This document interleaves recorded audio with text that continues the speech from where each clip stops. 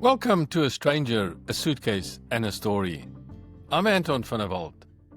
This is a podcast about starting over. It is about what it takes to leave the familiar behind and the courage it takes to begin again in a land that isn't yet home. Together with my co-host Ben Liebenberg, we explore the untold stories of migration. Not just where people went, but why they left, what they held on to, and what they've had to let go. Each episode, we sit down with someone who's made that leap. Someone who's left behind not just places, but languages, careers, communities, and sometimes even parts of themselves. They share what called them forward, what nearly held them back, and what they've come to understand about identity, belonging, and starting again. Produced in partnership with Southern Crossings, a community for South Africans forging new lives in Australia, this podcast is a place to feel seen, heard, and understood. Because this isn't just about visas or paperwork.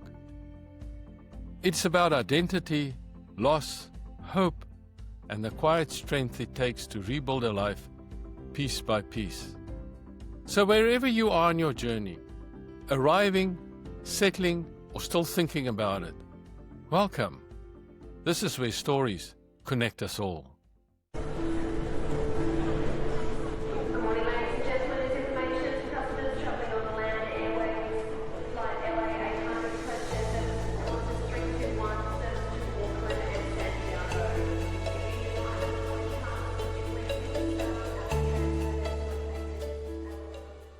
Hi Ben, it's good to have you behind the mic again today. How are you doing? Very well, thanks, Anton. Yourself? I'm very well, thanks. We really have a fantastic guest here today, and I wanted to take the opportunity to introduce him. First, we have Andrew Reitzer with us.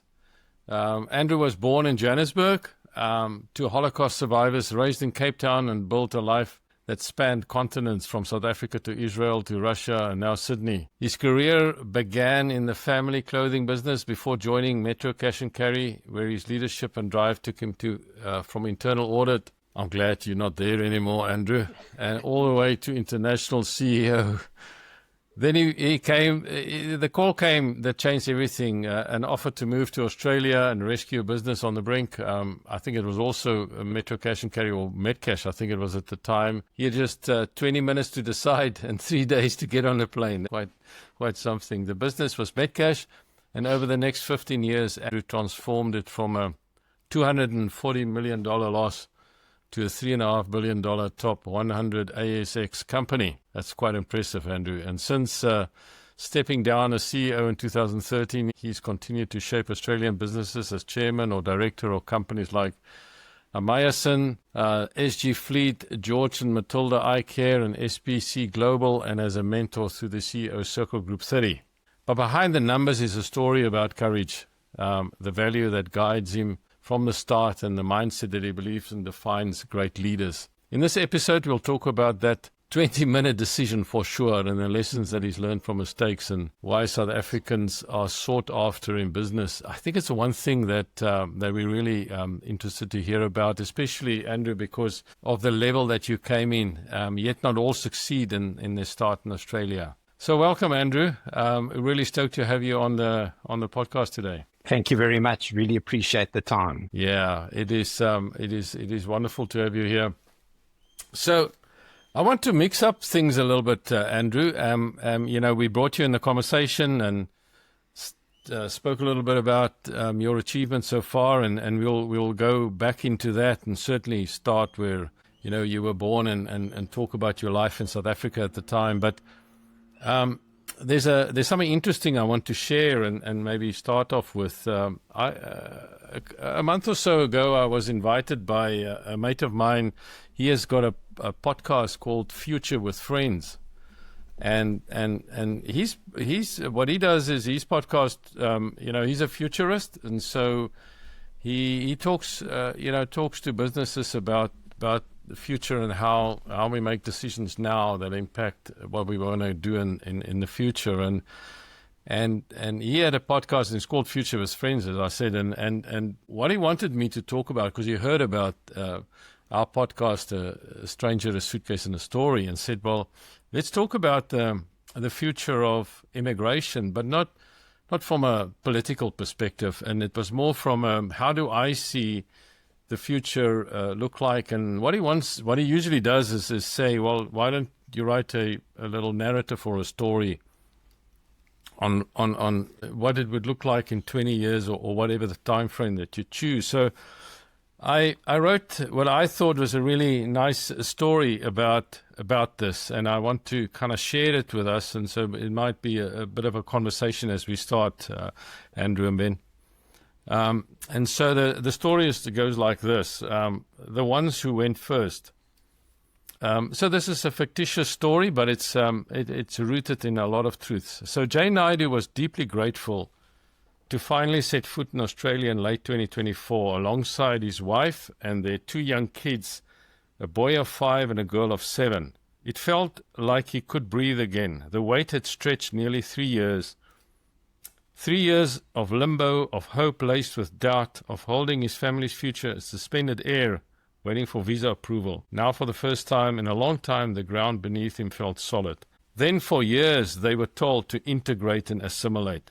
So they did, quietly, carefully, without complaint. Jay learned the system, got the degrees, and wrote his resumes with local experience. He celebrated barbecues, softened accents, and raised his kids, who barely remembered where it all began.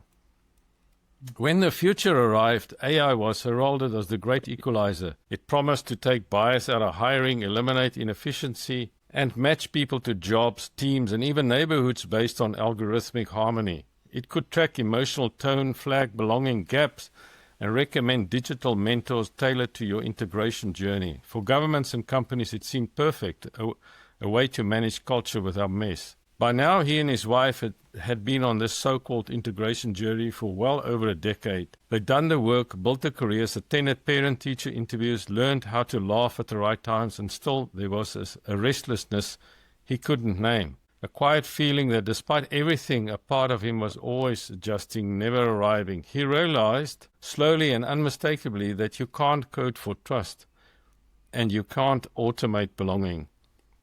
No system, no matter how intelligent, had ever taught him how to hold on to himself while crossing into something new. It wasn't a dramatic awakening, just a quiet, steady remembering, a return to something he'd known deep down all along.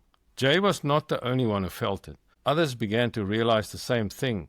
People like Jay, who lived between cultures, who knew how to navigate the in-between, were no longer just blending in. They were beginning to stand out. Not because they were louder, but because they were fluent in something machines couldn't replicate: emotional resilience, cultural openness, and vulnerability. And slowly the world began to take notice in boardrooms, in schools and communities. It was not the most optimized who led, it was the most human. The very people who once tried so hard to shrink themselves were now the ones being asked to show others the way. Jay works in operations by day, but his real leadership lives elsewhere. Every second Saturday, his backyard fills with people. New migrants, second-generation kids, curious neighbors. No scripts, no strategies, just stories, firelight, and the permission to be real. The food is mostly gone, just a few charred mealies on the braai and a half-finished tray of samosas left on the table. The air is full of laughter, distant music, and the sound of children darting between garden lights. Plates are being stacked, casual goodbyes said, but a few people linger near the deck, drawn not by obligation but by something else. Jay steps up, holding 2 small stones in his hands. One smooth and red, the color of earth from his grandmother's stoop in Pietermaritzburg. The other pale and speckled pickup from a Brisbane beach by his son last summer. He begins softly, like it's just a thought he's sharing. I used to think I had to throw the first one away to hold the second, he says quietly. A hush falls. Even the kid seems to pause. I thought success meant fitting in, softening the edges, saying the right things, going to the footy game, laughing at the jokes I did not understand. A few guests chuckle knowingly, heads nod. But you don't have to throw it away, he continues. You build with both. I carry this one, he lifts the red stone, because it reminded me of who I was, the stories, the kitchen smells, the sounds of my mother's voice, when I knew I was in trouble. A gentle laughter ripples through the group. This one, he lifts the paler stone, reminds me of who I'm becoming, what I'm passing to my kids, what I've learned to love without having to forget. He looks around. You think you're behind. You are not. You're ahead. You've already done the hardest thing. He pauses. You've arrived, you stayed, and you adapted. You felt the loneliness, and you still showed up. His voice cracks just slightly in a quietus way. You became new without losing yourself. Someone exhales as if they have been holding their breath for years. Another presses a hand to their chest. A younger guest wipes the eye quickly, embarrassed. And in that moment, under fairy lights and fading warmth, surrounded by leftover food, it is not something that shifts, it's something that is remembered. A quiet knowing, a glimpse of what is possible, a reminder that belonging is not built in systems, it's carried and shared by those who lived it. A recognition that the stranger with a suitcase often carries the blueprint for belonging. So that was a story that I wrote, and it's very dear to me. It took me a while, Andrew, to read the story without the emotion and get through it. But I think the point here is that what I made in here, at least, and from the experiences that I'm here, a lot of people that we interview, is that you can't come here and think that you're going to stay South African. You can't come here and think that, okay, I'm going to become an Australian. It's almost like you got to hold on to who you are in order to become and also be work towards something else and hold both dear. I don't know what you think about that. Very much. That's my experience. I've always said you never, ever give up on your roots, whether it's you came from South Africa or Brazil or Israel, whatever it is. Those are your roots. Those are where you're from. That's what formed you. And if you give it up because you're embarrassed or because you think, you're expected to give it up, that's a big, big mistake. Yes. But somehow you've got to blend and adapt so that you get the best of both worlds and it becomes an advantage. Absolutely. And I think the person, he was a previous guest that I know, Mark Stanbridge, and we went to a talk and he got very upset when people said, I'm an ex-South African. Yes. Because what on earth is an ex-South African? You're a South African. Yes, you live here, you've lived here for 30 years, but you're a South African. You don't, meet people that say, I'm an ex-Scotsman or I'm an ex-Irishman. That was his point, and that's when the penny dropped for me. Is you never? It's impossible to give it up, but you've got to work out how to take that background and those strengths and those skills and those things that you've learned and use them in your new environment and adapt. But definitely don't give them up. Yeah, and it's almost like, and I'd like to hear your view too, Ben. But it's just this one point is that it's almost like for me the thing was what I sort of knew it, but the more that we were interviewing people, the more I realized, and certainly Ben and I realized, that there's a particular skill set that you acquire or have to have in an environment like this. I call it the in-between cultures, or I call it the ability to be resilient, and there's a particular skill set that you have to employ in order to be successful to do a migration like this, and from a South African to come to Australia, that it's actually a strength in business. It's a strength in organizations. It's a strength in communities. This kind of skill set that you develop. So what do you think, Ben? Yeah, for sure. I think the thing that I liked out of the story, Anton, and that summed it up for me, and you knowing me now, is that I learn a lot through analogies, and I also teach others through analogies, probably something I've been doing for a long time. But I just like the analogy with the two stones, because I think that just describes it. That's a very good way of putting it. That you don't have to throw one stone away, and because sometimes you get the feeling people think they have to lose one, throw one away in place of the other one, but you can hold on to both. And I think that's a thing that resonates to me when I listen to you when you read the story. No, thank you for that. I really enjoy, the story. I think it's a good thing. I wouldn't have been able, Andrew, there's no ways I would be able to write the story 6 months ago before I started this podcast, or Ben and I started this podcast, and we've become so much richer over the time that we've spent time, and here we are with you today. You know, when I had the fortunate situation to sit next to you at a dinner the other day, you said to me, and it was such a surprise to me, you said you're our number one fan. And so there you are. We have our number one fan, Ben. Oh, really? On the podcast today. He said, Right. Andrew said, I've listened to every single one. So thank you. You definitely are our most favorite listener. Thank you. Pleasure. Yeah. So Ben, over to you. Look, yeah, I just want to, while we're at that topic, I just want to thank all those guys that came on our pod before.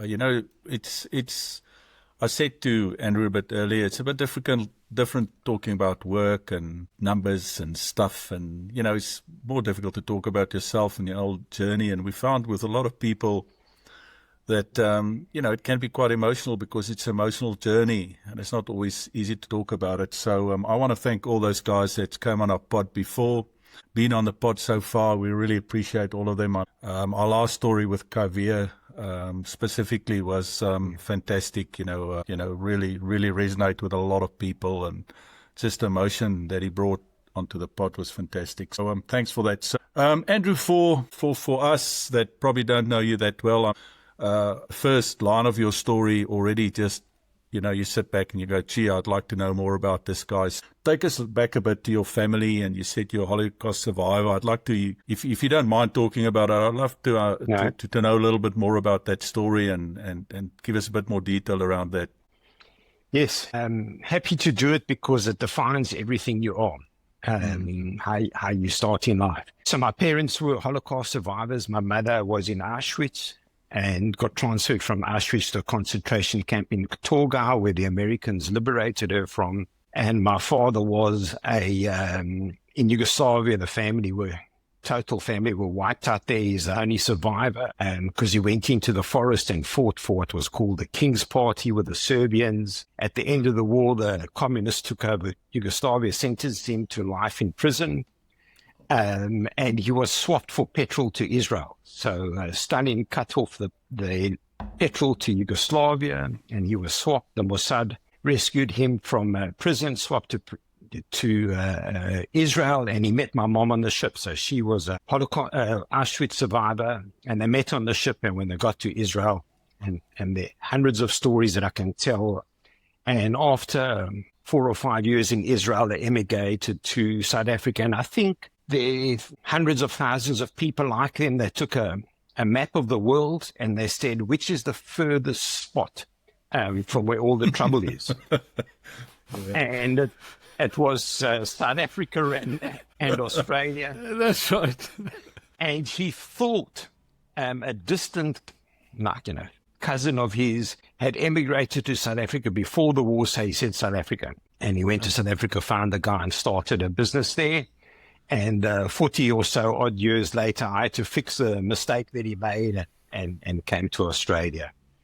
Born in Johannesburg, have one brother. We went to Cape Town. I think I must have been 4 or 5 years old, and grew up in Cape Town in the most fantastic lifestyle. Lived in Rondebosch, went to a Rudolf Steiner school in Constantia called the Waldorf School, and really had an idyllic upbringing. Obviously no internet and stuff like that, but parents that worked very hard and instilled the values in you that fortunately my brother and I have carried forward in our lives. Really, really nice life. I did equestrian sports all my life, so show jumping, and did the equestrian part in the army as well. And then after the army, I moved to Johannesburg, where we lived for the next 20 years. So when you're at school there, what are the things that you enjoyed? What made you tick off your equestrian sports, and what's the other things you did in those days around Rondebosch? So the schooling for me was tough. I didn't do well academically. I really struggled. I love to blame someone for it, but it was me. I was a late bloomer, and I'd love to be able to say it's because my parents didn't speak English well or something like that, but it was me. but really, the life was spent around school and equestrian sports after school. And my parents were members of the Serbian community there. So there was a very, very small Serbian community there. I'd say like 40 or 50 families. But really, anything other than school and sport was the family. So there was no question that on a Sunday you were going to go and do something other than be with the family. It was all around the family, and my dad believed very, very strongly that the family is the basis for civilization. That if we didn't have family, civilization wouldn't be where it is today. And that's so that people that don't appreciate families or don't go out of their way to make the most of their families really aren't civilized. He never actually said that, but I think that's what he meant. So was your dad, tell us about you. Okay, yeah. So was your dad quite disciplinarian, or you guys quite liberal, or you had a lot of freedom? How did you experience that? Yeah, so my dad was a disciplinarian, very, very strict, but very fair. And a great humanitarian, and really looked after his work, but very strict. And if you did something wrong, you knew you were in trouble. My mom was the usual Jewish mother, so I could, my brother and I could do absolutely nothing wrong. And everything, and she always took our sides. And, being a typical Jewish mother, no matter what was wrong with you, she prepared chicken soup for you. So if you had an upset stomach, you got chicken soup. If you broke your, leg on the motorbike, you got chicken soup, because there was meant to be some medicinal, magical recipe, Oh, my wife believes the same thing, so don't worry. Leanne says the same for chicken soup. So, but a really loving parents. But because of the war, my father obviously lost his first family, and like in a big rush to grow up, take on responsibility, make decisions. Because him and my mom had my brother and I very late in life, so it was like a rush. And we got to get going again, and we got to build a family again. So was your dad in retail as well, or still at that stage? No, you said no. My dad back in Yugoslavia was a glove man. He had a factory that manufactured gloves, which obviously lost everything.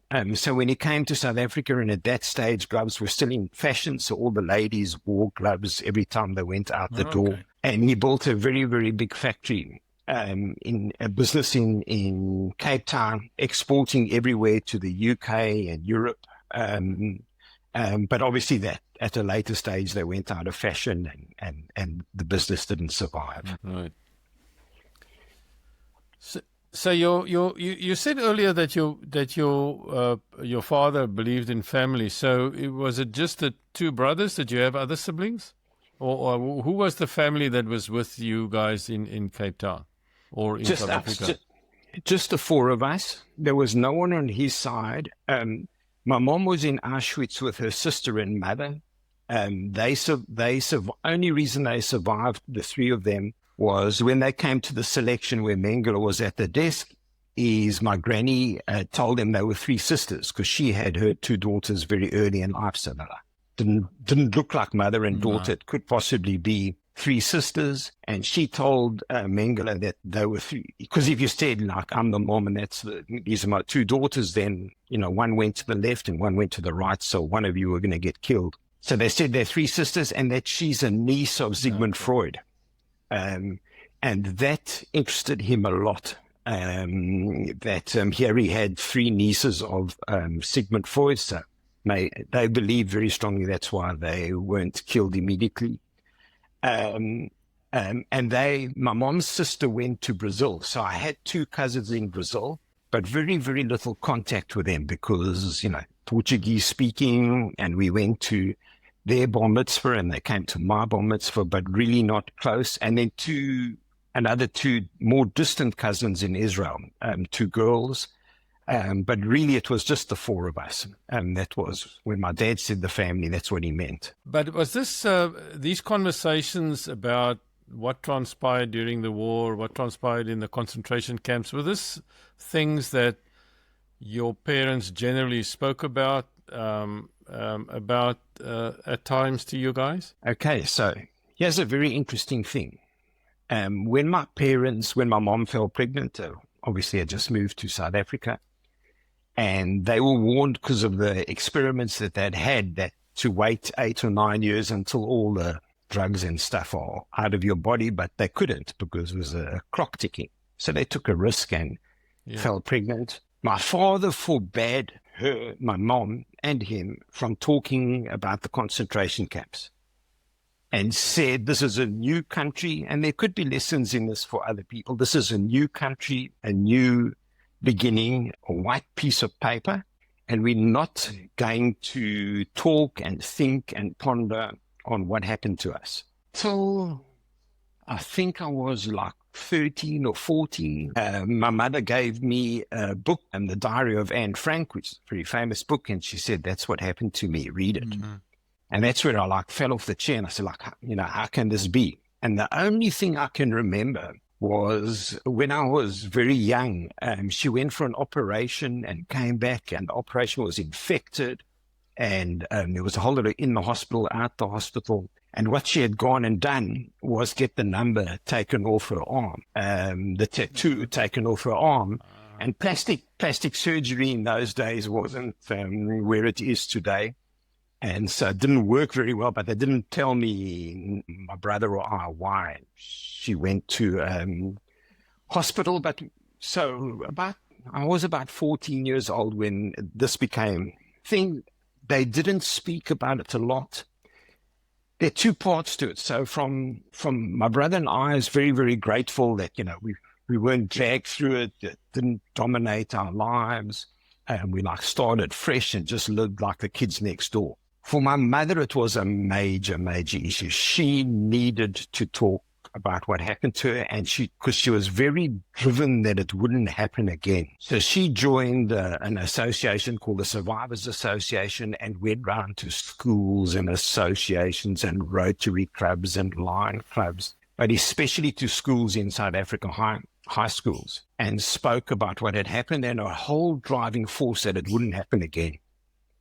Unfortunately, it did happen again, and it happens all the time. There are holocausts all the time, and the world powers do nothing about it. But that was the whole driving force. But I think whilst it was good for my brother and I, and we're grateful for it, I think it hurt her a lot to bottle it up.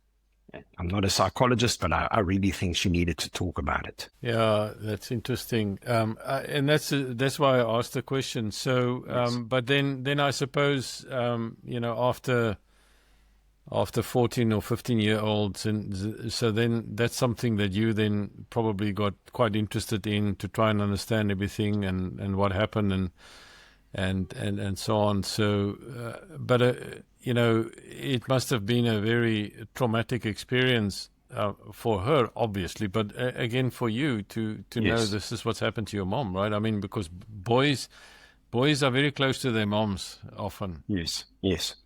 No, it was traumatic, and my dad always used to try and make it lighthearted. So try and tell funny stories of things that, you know, happened to him and how they got married and how they met.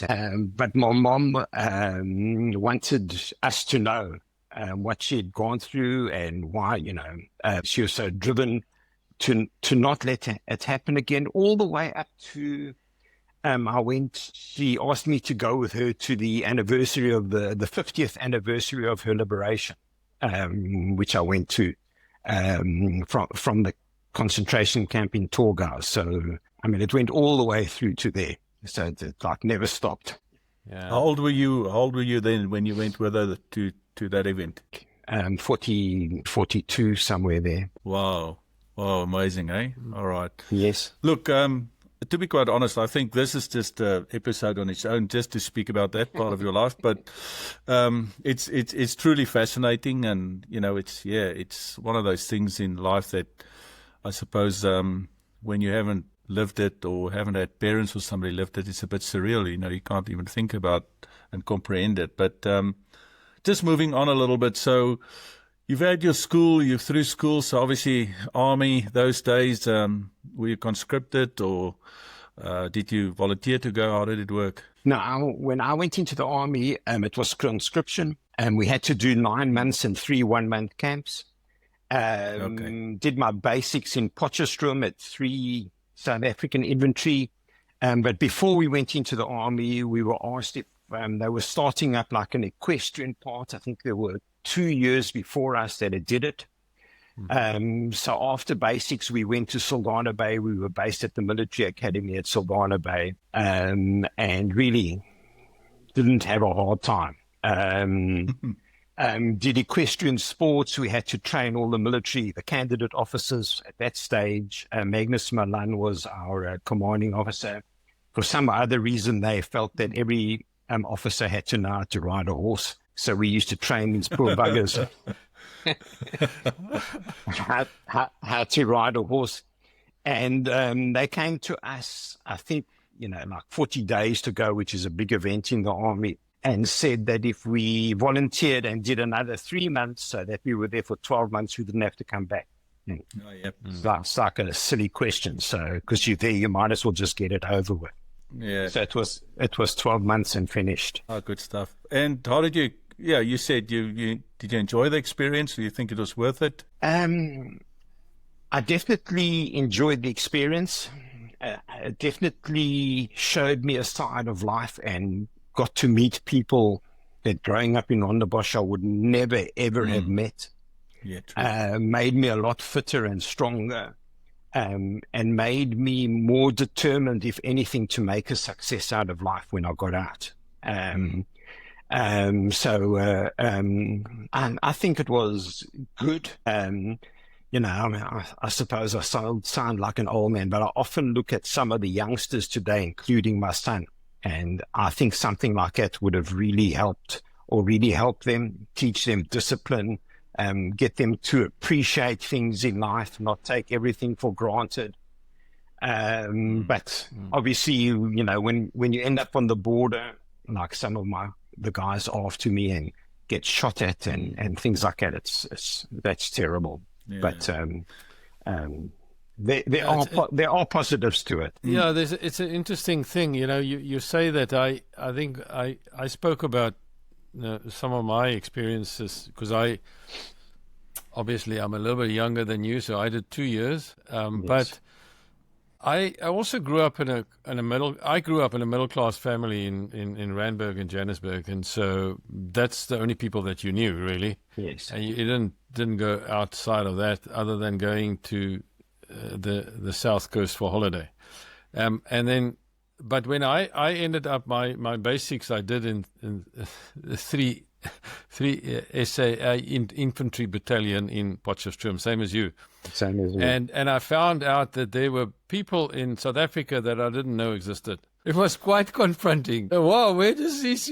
I mean, this is like it was a rude awakening for me to know that people outside of my world, and so I had that same experience. I was just going to say a funny story. When I became operations director for Metcash and Carry in South Africa, obviously we had a branch in Potchefstroom. And every time I went there, I just was in a bad mood, and I gave the manager a hard time, and nothing was good enough. And about the third time, the HR guy that used to come with me, he said, like, Andrew, why you keep on piling into this guy? And I just said, because I hate this town. No good memories. I think, yeah, having been there for 2 years as well, I think it's a real, double-edged sword, the whole army thing. There's some really, really good stuff, and there's other stuff you just think, gee, was that really necessary? In any case, I suppose. I mean, the reason why you go there in the first place is, to prepare for a war, which is never a good thing in any case. So, any case, we can, I don't want to get into the politics of that too much, but it's an interesting time in our life. And one of those things, I think none of us really enjoyed it at the time so much, but in hindsight, we've got some fond memories, so you take some good learnings out of it. So, after army, so where did the journey take you then? Straight into the family business, which at that stage had moved to Johannesburg. And did all my studies through UNISA. So whilst working in the family business, I did a BCom at UNISA and then an MBL. So it's similar to an MBA, but it's called. So there was no full-time study for you. All the nice things that Ben had in Stellenbosch, who could spend the time playing rugby and meet a whole lot of girls and all that, and you was just working and studying, right? Yes, the first year I did at Wits part-time, the first BCom. And so, we'd finish work and then go to the university, and you were like a fish swimming upstream because all the students were going home, and you were arriving, and you'd pack an extra sandwich or something like that and hopefully get there 10 minutes before so you could eat it before the lecture started. But yes, did all my studies part-time while working. And I think, again, like when we started this podcast, so where do you come from? How does it start? That was the pressure from my father. He just couldn't understand, why would you go spend 4 years in full-time at a university when we're in a rush, we're in a hurry, we need to reestablish the family, we need to build things again. Interesting, it was my mom that pushed me and said, you can't just work, you've got to get some sort of education, don't give up on that.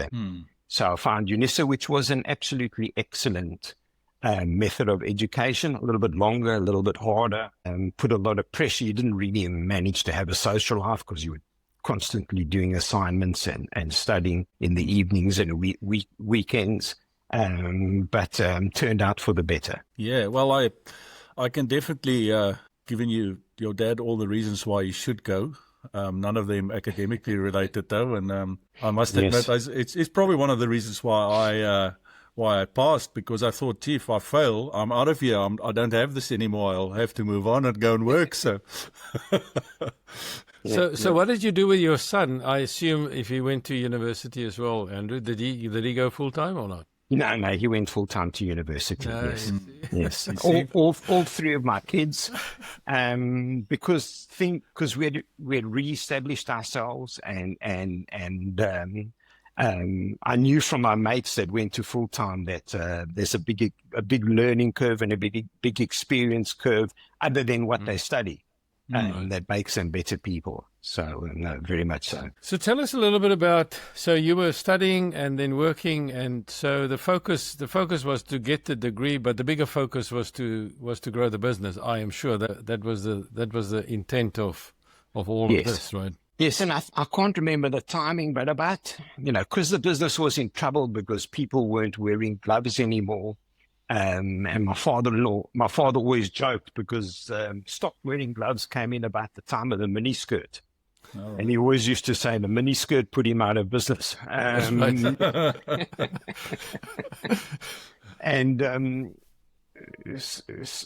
again, it was my mom who said, look, you go out and go and find another career because eventually this thing's just going to fold. So I joined Metcash and Carry a long time ago and had, I think I initially worked, they had a franchise called Lucky 7. And I worked as like the accountant, finance, commercial guy for that franchise. So we had tens of thousands of customers that own supermarkets and convenience stores. So we kind of created like a franchise for them. That was the start of franchising, and then went through lots of different jobs. It was almost like every 3 years I got another challenge. Initially always in support functions, and then after a while in actual operations in running the actual businesses. Yes. And finished the BCom and finished the MBL whilst working for Metcash and Carry. Right. So that's where you kind of honed your business, and that's where you and what did you bring to your career there that you got from your parents, and that you got, as you were growing up? What did you bring there that you would say to us, these were the couple of things that actually helped me and got me to be successful? Okay, so the first thing is courage. I think that's almost in my DNA if you listen to my parents' story. Just the courage to do some of the things they did. Whenever there was a decision, you have to be brave. South Africans are terribly good at that. If you look at the situation, that don't matter the race that they brought up or live in, they're very brave people. So it was to be brave, to put up your hand. The second thing was persistence. So once you put up your hand, you better make it work. And they always say, like a boer maak 'n plan. It was always around, you make it work out another way. If what you thought first didn't work out that, and then work out some other way. So it was that persistence. And then something I learned from someone very, very early on. And every time people ask me, I tell them to do it. I say, do more than just your job. So if you have a job, you know, you can like write it down on a piece of paper or describe it, but do more than that. And all through my career, I've always tried to do more than just the job. And fortunately for me, the bosses recognized that. So eventually they'd say, okay, do your job, but then also do this project, or do your job and then, you know, work on this feasibility team, or, and that really stood me in good stead. So when promotions became available, they could see, you know, I had been tested, or I'd had the opportunity to prove what I could or couldn't do. But that, I think it was the bravery and the do more than just your job. Yeah, it's probably like, it's almost like the idea that if they say, well, who do we promote, then it becomes a non-event in the sense, but Andrew's doing this already, so, you know, Yes. let's just get on, do it. I got this mate, Andrew. He's went to Michael House. And he always used to have this saying, and he goes, 'n boer maak 'n plan, maar 'n Engelsman, hy weet alles.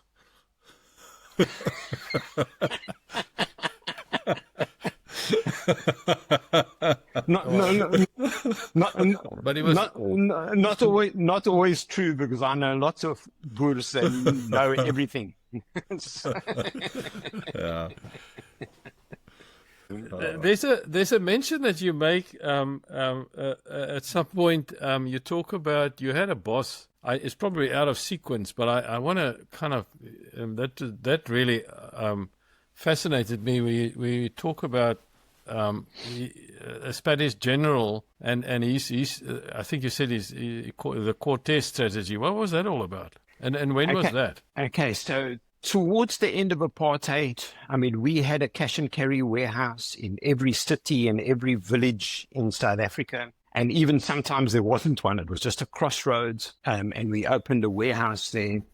And from a growth point of view, the executive team and the leadership decided to go into other businesses. They were all failures. So just towards the end of apartheid, we had a company called Premier Foods that owned the business, and they said to sell or shut all the others, focus on cash and carries, and you can now expand up Africa. So we started opening businesses. We sort of had branches in Botswana, Namibia, and South Africa, let's say. So we started opening branches in Zimbabwe, Malawi, all the way up to Uganda.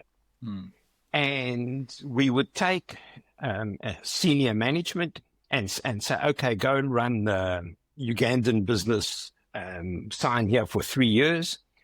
And after 3 years, if you want to, we can extend it for another 3 years, or you will bring you home and we promise you'll have a job like the one you left. That kind of, status and pay and everything like that. And because they were seen as hardship postings, that's what happened. But it always became a problem because after 3 years for schooling or family or whatever the reason was, manager wanted to come home, and then we had to accommodate him. My boss, who's a super smart guy, with the Australian acquisition, we really took an enormous bet. So we bought a business that was about to lose $240 million. So he copied. He asked, who's interested in going? Go, if you are, go give my secretary your name. And I'm going to employ the Cortes strategy. So we all said, what the hell is that? And he says, in the South American wars, when the Spanish were fighting the Aztec, and they went there with their sailing ships, and they were fighting the Aztec Indians, who were fierce combatants, and were really giving the Spanish a hard time. He burnt all the ships, so that the soldiers could see the ships in the harbor, in the bay, and he set fire to all the ships, so that the soldiers could see, I'm not going home. I better bloody win this war. And it was the same strategy. So he said, whoever goes, you're going to sell up everything. I'm going to check. You're going to cash your pension in. You're going to sell your house. You're going to take your family. And if things don't go well, don't look at me to bring you back to South Africa. And don't think this is like Uganda or Malawi, and 3 years later, you can rent your house out and then 3 years later come back. And he did. He checked on everything. So coming here, I knew that the ships had been burnt. People I always say that people are motivated by greed and fear. So the fear part was that we can't go home. We can't go back to South Africa. We're now in Australia. And if we do go back, it's on our own. There's no like a cushy job, or it's not like the other guys. So I thought that was a super smart move because, wow, the one or two guys that I brought with me from South Africa, we knew we had to make it work. And they were tough times, both from a work point of view and from a family point of view. How old were your family at that stage? So, kids. So my eldest daughter had just got married to a guy from Zimbabwe, so she didn't come with us. They went up to Zimbabwe. She was at Pietermaritzburg University, and when she finished university, she went up there. They lost everything. They lost a third-generation farm and a business that my son-in-law started. So they joined us, let's say, 3 years later.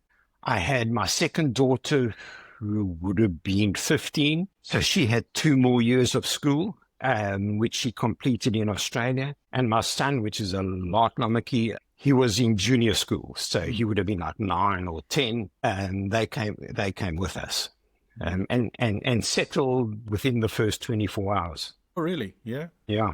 Okay. Yeah, I was just going to ask you, how did the kids go? At that different ages. It's quite an age gap, obviously, and I think the kids experience it differently. Yes, it was interesting. So 3 years prior to coming to Australia, I had lived in Israel with that same core family, without the eldest daughter, for 3 years. And we had the most fantastic lifestyle. I lived in Israel and I worked in Israel and Russia.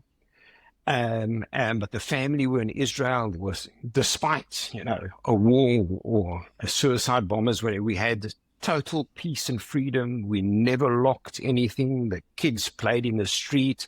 If we were short of milk or bread, walk up the road a kilometer and a bit and go and buy it and come back. I had their bicycles in the street. And then we went back to South Africa and experienced all the security issues that you have, and I had to say to my son, you can't ride your bicycle unless I'm with you in the street. And so they were very unhappy because they had had a taste of living a more normal life, and not having to have your dad and mom, walk you to the bus station for the school bus and things like that. So we had never been to Australia. I knew one person here who was a guy in my school that emigrated when I went to the army. And when I said to the kids, we're going to Australia, and their question was, is that like Israel? So I didn't know, but I just said, yes, it's the same. Okay. Find out later. 24 hours later, if my second daughter had said something, I had to ask her to repeat it because she'd already picked up the twang, and I couldn't figure out what she was saying. So whilst you were kind of, the strategy was employed where you got a one-way ticket and nothing to go home, and couldn't go home with the same company if you wanted to, and that sort of thing. But it seems to me that also at the same time, because you're an adventurous person and courage is not something that you lack, that was a kind of pretty obvious decision for you to make at the time, given the fact that you spent some time in Israel and had some of the freedoms that you couldn't get in South Africa at the time. And then the decision to come to Australia was probably not a hard decision for you and your family, right? It wasn't a hard decision, but I was very brave. So I was running the operations, and I'll tell you why I was brave. It's a funny story. I was running the operations for the whole of Southern Africa. So wherever you could use the rand, or that was like linked to the rand, like Namibia. And as I said, the boss said, we're doing this acquisition in Australia. The company's in serious trouble, but we're going ahead if you're interested, put your name on the list. I put my name on the list without telling my wife. And I'd had 2 great years. We just paid for our house in Johannesburg. We just bought a holiday apartment in Umhlanga. And you we still were have done. the same wife. Do you still have the same wife, Andrew? Yes, today, yes. And we were the first time down in Umhlanga and the phone rang. And it was my boss, Carlos de Santos, and he said, "You got the job." So I said, can I ask my wife? I haven't told her that I put my name on the list. He said, "Yeah, ask her, I'll hang on." And, Hang on. so I said, "No, but, I was fixing the curtains and everything like that. She's gone for a walk on the beach." He says, "You've got 20 minutes or it goes to the next guy." Because he couldn't even believe that I didn't say, "Oh, yes, thank you, sir. Thank you very much." So I'm sure you've all been to Umhlanga. I went down to the beach. It's like, you look in either direction, 3-4 kilometers. You can see down the beach. I looked south, couldn't see my wife. I looked north, couldn't see my wife. So I went back out and told him, "Yes, we'll take the job." And he said, "Good, you got 3 days to go there. Your flight leave." In those days, the flight wasn't every day. So the next time was like 3 days later. And so when my wife finished the beach walk and came up, I had to tell her everything. If she was sitting here today, she would show you the diamond bracelet cost me. Yes, of course. Because she had to sell up and pack up and everything. So, yeah. But, Did he tell you what role it was, obviously? CEO. No, we all knew we were putting our name down for the CEO role. Okay. Yeah, so... Yeah, it's and how did she take it? Apart from the fact that she took the bracelet. Yeah, so I'm married to the most wonderful woman, terribly, terribly supportive. And she knew, because I just said to her, "This is the job. I've always wanted to be CEO, and I can't be CEO in South Africa because the founder's the CEO. And this is a job I'm going to be the CEO. So this is what I've studied for and worked for all my life. But it's going to be hard for the first few years, and especially for you for the first 3 months. But terribly, terribly supportive because she knew it was the right thing for the family. I'm quite interested. So I think that where you a little bit different for many of the people that we've spoken to, you came into a very senior role in Australia. So, I mean, to use a corporate jargon, you were on top of the food chain of this of this particular company, which means that your fitting in was probably a little bit different. It was more working with Australians in Australia as opposed to Australians working with you in that sense, where a lot of the people that we spoke to come in more junior roles. How was that for you? So, the reason I'm your number one listener is I so wish this podcast was there before I came, because, and it's been repeated so many times by your participants, from the outside, it looks exactly the same as South Africa. Towns even look the same as towns in South Africa. Sunny skies, barbecue, rugby, so it looks the same, but it's totally and completely different. And yes, I was the CEO, but I made so many mistakes because it took me a while to understand how different it was. And the business was in serious trouble. So, you're busy making quick decisions, everything, desperately trying to turn it around. And it was like from funny things. First day in the office, my secretary said to me, "Do you want coffee?" I said, "Yes, no, that will be nice." And she was standing there and she said, "Do you or don't you want coffee? Is it a yes or a no?" So it was silly things like that to how you conduct meetings. So, for example, manufacturers or banks or other organizations would come for a meeting and I'd greet the guys, they'd sit down and I'd say, "Okay, so I believe this is the issue. This is what you want." We'd talk for 5 or 6 minutes. I'd say, "Okay, so if we do this and you do that, all good?" I'd say yes, and I'd stand up. And I could see they were like shocked. They were like looking at their watch. They'd set aside an hour, and they couldn't understand why I was standing. Coming from South Africa, that's what you do. And so, I quickly learned that the first thing you do is you talk about what we did on the weekend. And the second thing you talk about is what we're going to do on the weekend. And it's a far more relaxed, a far more, and much, much nicer way. But I screwed up a lot with things like that. We'd go to meetings, and before the meetings, we'd like say, okay, these are the things we want out of it. And we'd have the meeting, and I'd come out, and the other guys would leave, and my team would still be there. And I'd say, brilliant, we got it. And they'd say, no, Andrew, you got nothing. I say, no, they didn't say no. They said, Andrew, in Australia, they don't say no. They say, let's think about it, and we'll do some more work. So, whereas in South Africa, they say no, and then the next word starts with an F. So, and this went on for quite a while until you really get a deep understanding of the culture. So, and what I learned very on is that the directness, the openness, the little bit of aggression is good. So don't give that South Africanism away. But you've got to somehow adapt that to fit in, and so that you don't upset people. And because in the end, you've got to work with them, they've got to like you, and they've got to understand you. Yeah, good advice.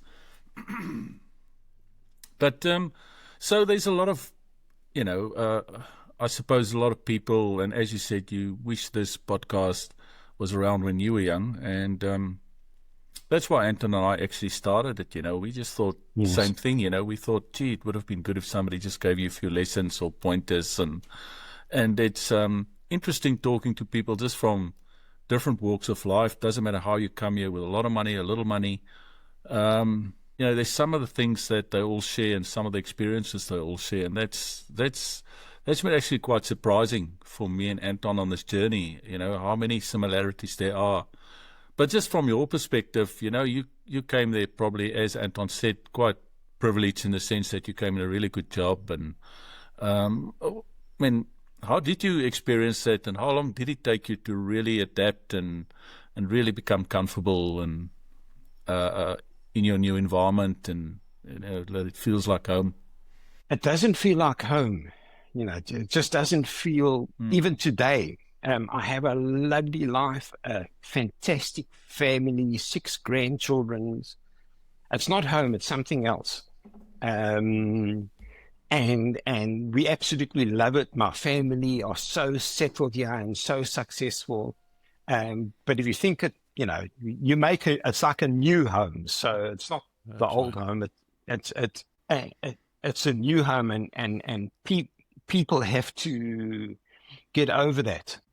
I think I was here for 6 years, and the boss of Nestle had a big sales conference, and we were always trying to be treated differently, and invited me to give a talk to his sales conference.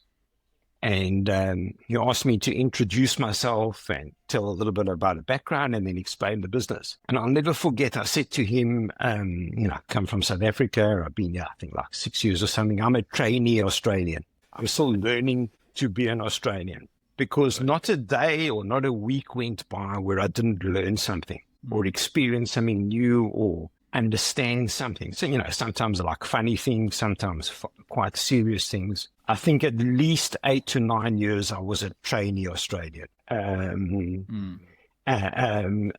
Because things would happen, the electoral system, the two-party preference. It was still learning, so many things. And still today, people will say things, and I think, I wonder what the hell they mean. And I've got to remember it, and then go and ask a mate, what did he mean by saying that?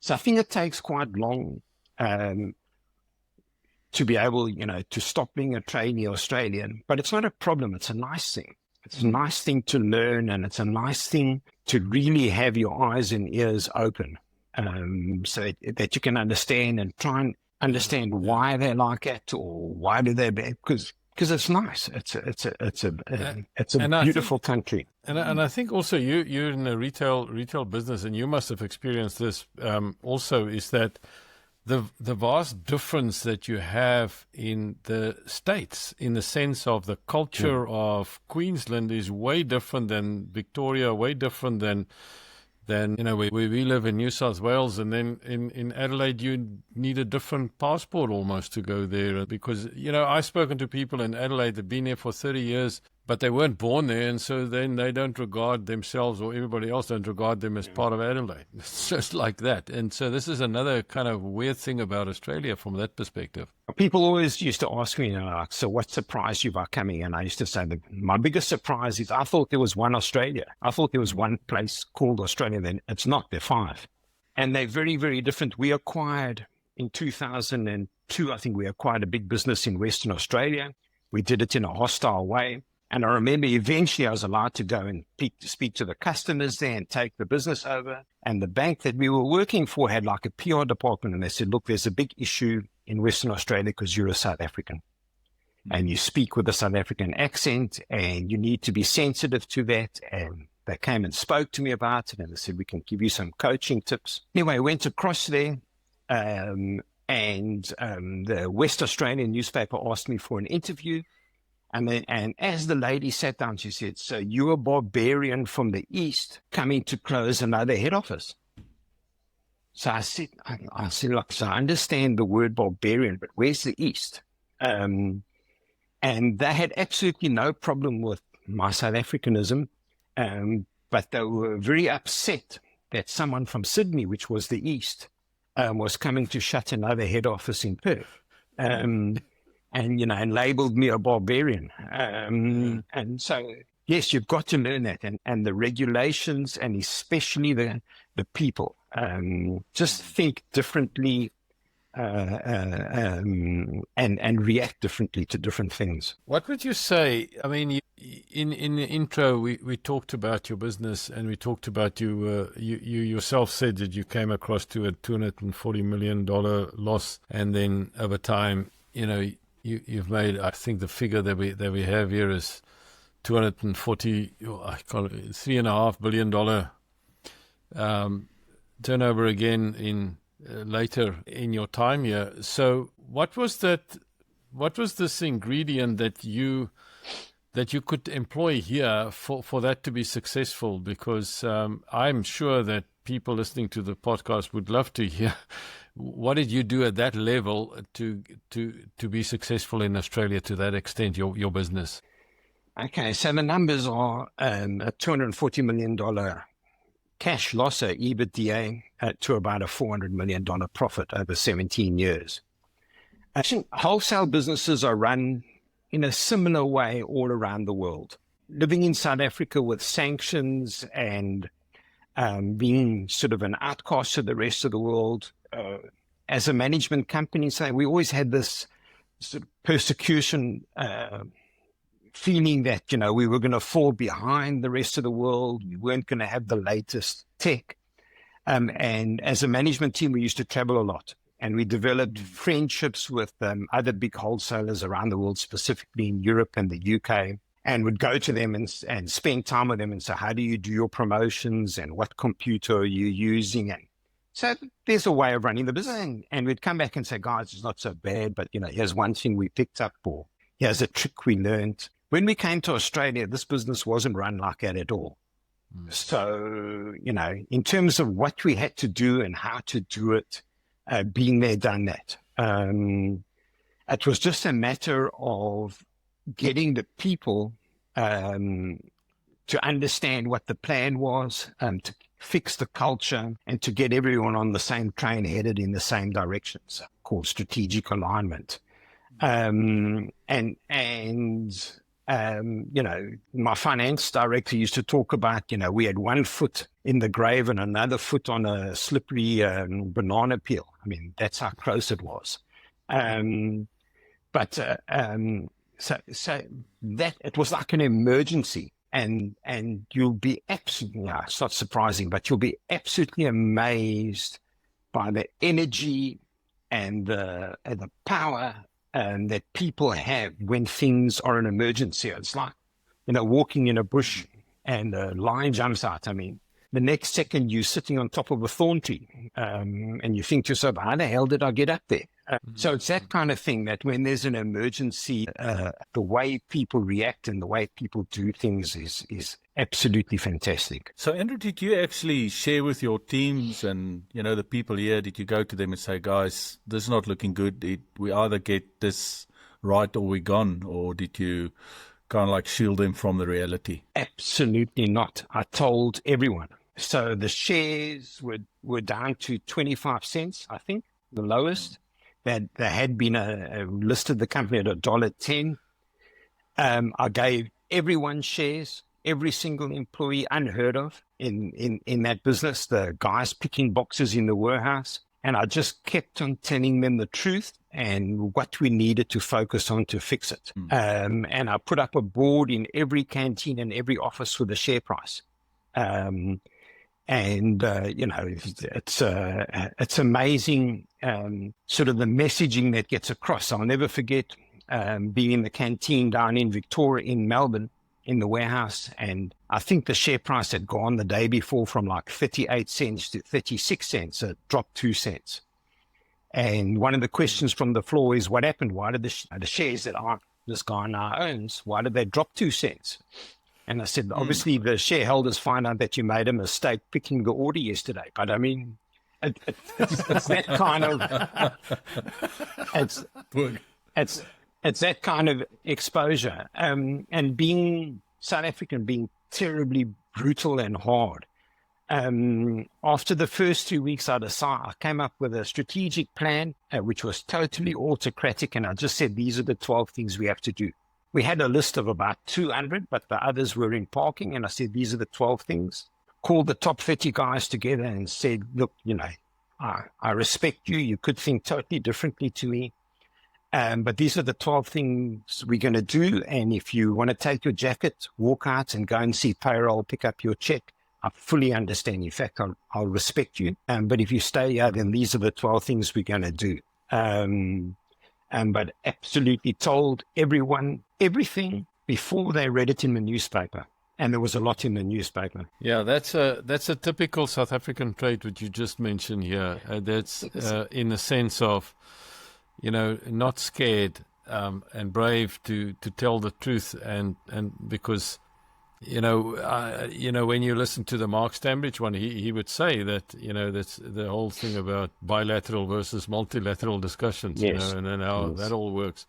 The one thing that I and we are speeding at this podcast. It's just an amazing story. But what I wanted to check with you is there's two things they're almost contradicting each other, and I'd love to hear the two sides of it. And the one thing you said is that you have a view that South Africans are very sought after in organizations, and sometimes when we speak to people on our podcast, you hear that.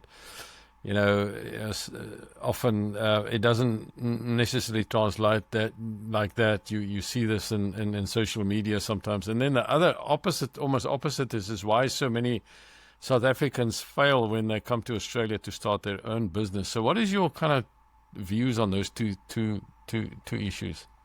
So the first one, my views are formed by what people tell me. So it wasn't my observation or my thinking. But if I spoke to the boss of Ernst Young, the chief guy at ANZ, big organizations. They all said South Africans are very sought after, and they could all name South Africans in their organizations that they employed. And this guy did so well, we promoted him to there. And, this guy's doing great, and he's going to be working on your account. And it's when I try to get to understand it, the first item is motivation, because everyone takes, including me, a big backward step when they come to Australia or when they immigrate, in terms of finances, in terms of your house, in terms of your family, in terms of your ego and your status. You take a backward step. So you're terribly, terribly motivated to get ahead again, at least to try and get back to where you were. So very, very, very hungry. The second thing is quick learners and brave. So, it wasn't throw them in the deep end, they're going to swim because they have to learn how to swim. The third thing that I picked up from my conversations is South Africans are far more generalists than their Australian counterparts. Yeah. Because in South Africa, from the environment we came from, a manager, or it doesn't matter what level you were in the organization, you did everything. You had to be good at numbers, you had to be good at people, you had to be good at industrial relations, whatever it is. Far more generalists. So I think those are the big reasons. I never forget, I think my first or second week at work, one of the guys came to me and he said one of his subordinates hasn't been performing and they've been trying to get him to come right and give him help, but it's not the case and they'd like to dismiss him. So I said, great, go ahead and do it. There's nothing I can help with. He said, good, I'll go and tell HR. And I said, what are you going to tell HR? You employed the guy, you go and dismiss him. Unheard of. Ben and I would like that story. Yeah. They didn't know how to do that, whereas in South Africa, you would. Yeah. The second one about businesses is people make the mistake that we all make, and they think it's the same. So they think that people's tastes are the same, the way people shop is the same, and they're highly, highly successful business people from Australia that have come across here and either started their own business or brought the business from South Africa and failed because they didn't read the market right. There's a big supermarket chain weren't successful here. Back in South Africa, if you don't, if a consumer comes to the checkout and there isn't a checkout waiting for them, they start screaming at you, I know the CEO, I know the founder of the business, I'm going to phone him, open this checkout. Australians are quite happy to stand in queues. They're very polite people, very relaxed, say, that means in your business you get your costs all wrong because you've got all these checkouts open, but us Aussies will stand in a queue. So generally speaking, that's the reason. They just don't read the waters correctly. Mm. And what do you think? What do you think about the whole connection thing and infrastructure and coming over without that? Is that a defining thing, or doesn't have to be, or how important is it? No, I think anyone that comes over, obviously, if you don't have connections and you don't have, someone here to help you, it just makes it harder. And Africans are resilient people. And they're very brave. So no, I don't think they need it. Yeah, that's interesting that you say that. You yourself, I think, is quite involved, like us, with Southern Crossings, right? And why did you get involved with them in that sense? Was that something more from a perspective of, giving back, or you wanted to get more connections, or was it to learn other things, or why? What was the reason why you got involved with Southern Crossings? 100% give back. So I've got time on my hands now. I'd like to still make a contribution. The stuff I don't do for money, and 100% give back. I think Hein got me to speak. I think he was still, Investec was still here, and I gave a speech. And after that, 5 or 6 people came to me and said, can I buy you a coffee? Won't you do this? And that's carried on. So it's just a form of give back, some advice. It's not formal mentoring, maybe just a sounding board. Sometimes they would ask me, do you know anyone in this company, or can you help me with that? Sometimes I can, sometimes I can't. But every opportunity that I can have to help someone go through what I went through, only with the greatest of pleasure. Yeah. Well, yeah, and I think that's the kind of idea that I got from you, and I think that's wonderful. And again, I think that you've come across, you've learned a lot, and I think the thing that you were saying is that you made many mistakes, and if you only, if we make all the collective stories that we got so far in the episodes that we've done here, then I think it's already a handbook, right? And so, but maybe, I'll probably ask the second last question or so.